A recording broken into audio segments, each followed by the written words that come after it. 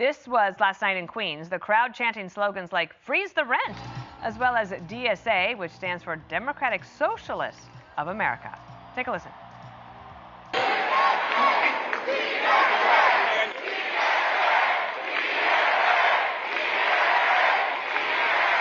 So buckle up now. Mamdani enters the final week as the front runner. According to allies, a win for mayor would put Washington, D.C. on notice.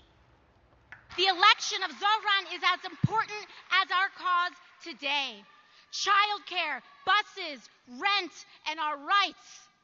Here in New York City, we will send a loud message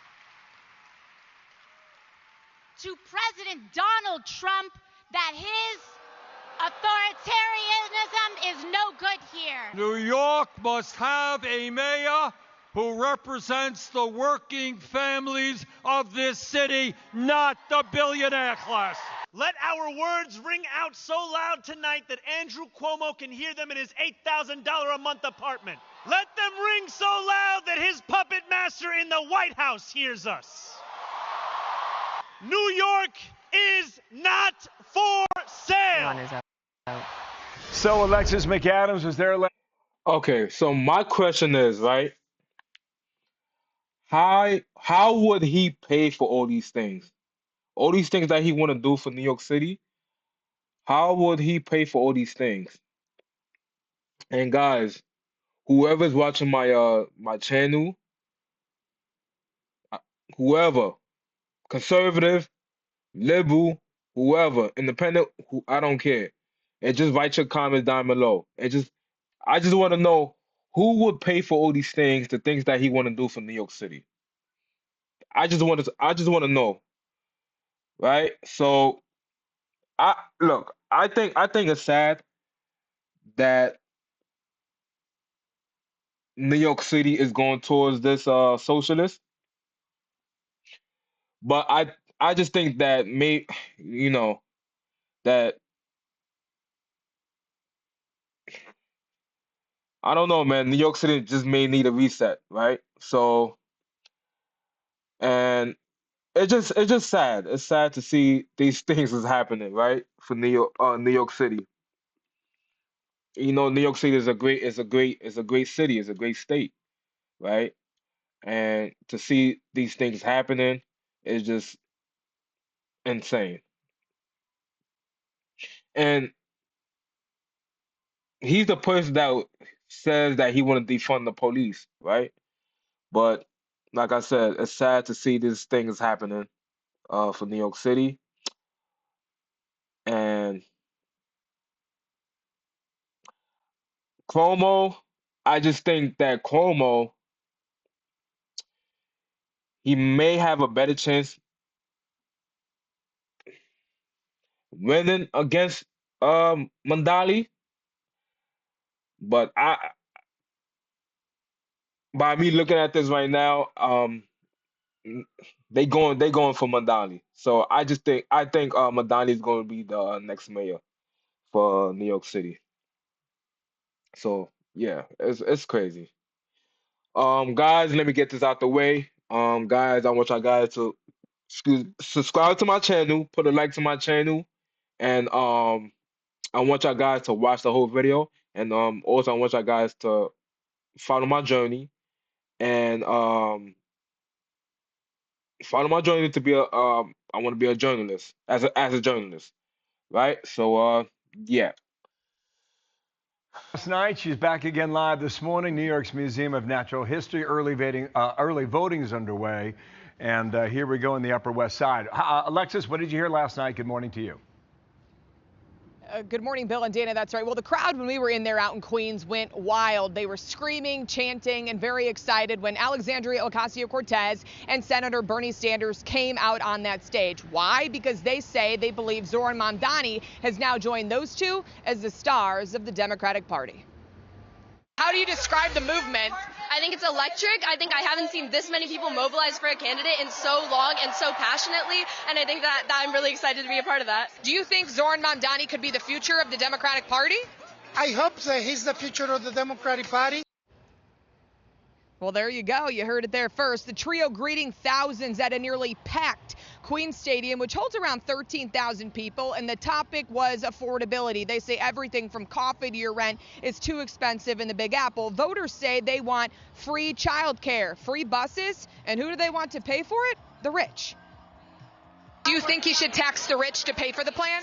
I mean, I am not rich, so it's easy for me to say yes. We need something.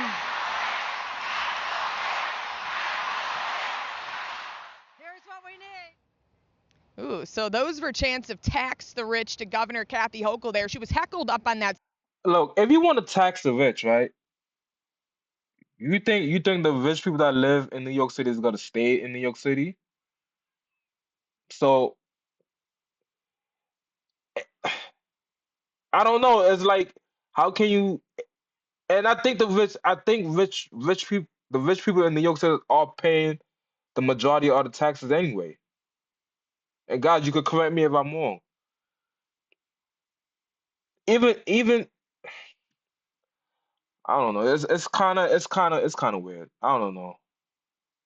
After they were pressuring her to increase taxes on the wealthy people in this city. Andrew Cuomo's spending the weekend out talking with voters too, making his final push, meeting with leaders of the city's Jewish community as the former New York governor wants voters to know. This isn't the garage anymore. This is what comes next. You did what most can't. Turned one idea into... No, he's the real... Guys, sorry guys about the ads that keep popping up. I don't know. Democrat, not Mamdani. Because the Democratic Party has changed so much, people say it's no longer your father's Democratic Party. You know, it's becoming more extreme. Do you even consider yourself a Democrat anymore? I am a Democrat. I don't consider them Democrats. Zohran Mamdani is a socialist. He happens to be on the Democratic line. I am a Democrat on the independent line.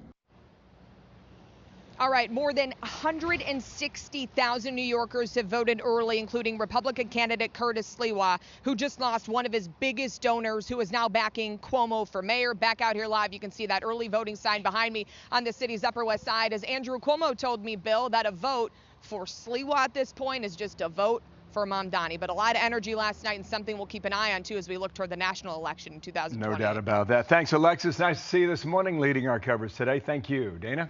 Kaylee McEnany is here with us. Can we start just with the big picture perspective of a mayor's race with a rally like that on a Sunday night? What I heard from Zohran Mamdani was a very different tone and tenor, because he's been Mr. Happy Chappy, cheerful, smiling.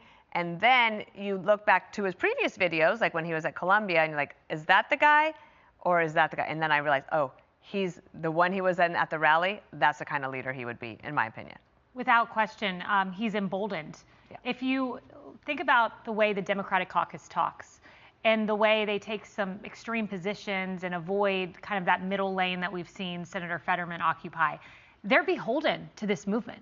They're beholden to the AOCs, to the Zohran Mamdanis, to this loud socialist vision. And when I hear the crowd chanting at Governor Hochul, tax the rich, all I hear is drain the city. Let me translate that. Tax the rich is drain the city. Yeah. The top rate, when you combine New York City tax, New York State, and federal for the top income brackets, it's 51.776%. Yep. You want to create a pipeline out of this city, the so-called millionaires, billionaires, they will leave this city. You will not have a tax base. And all these grand socialist ideas you have, how are you going to fund them when you run the so-called rich out of your city? Yeah, and you wonder how long it takes for her to concede to the demands and the pressure of the progressive. That's the thing I was saying. Like, how will you even fund the things that you want to do? It just don't. I don't know. It just don't make any sense to me. I don't know. Nah, because like if you run all the rich people out of New York City, now how you gonna fund it? Well, you gotta tax hardworking people that's working in New York City? Come on. Let's guys, we gotta critical think, man. We gotta critical think, man. We gotta think. If indeed he wins 8 days from now. Let's run through a couple things and update our viewers, okay? This was last Friday afternoon. This is Mamdani talking about Islamophobia. He's Muslim, born and raised in Uganda, came to New York City at age 7 or age 8, I do believe. Roll this. This is what started it. I want to use this moment to speak to the Muslims of New York City.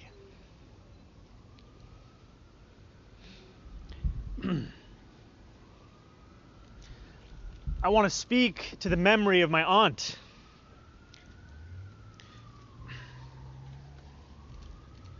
Who stopped taking the subway after September 11th because she did not feel safe in her hijab. Growing up in the shadow of 9/11, I have known what it means to live with an undercurrent of suspicion in this city.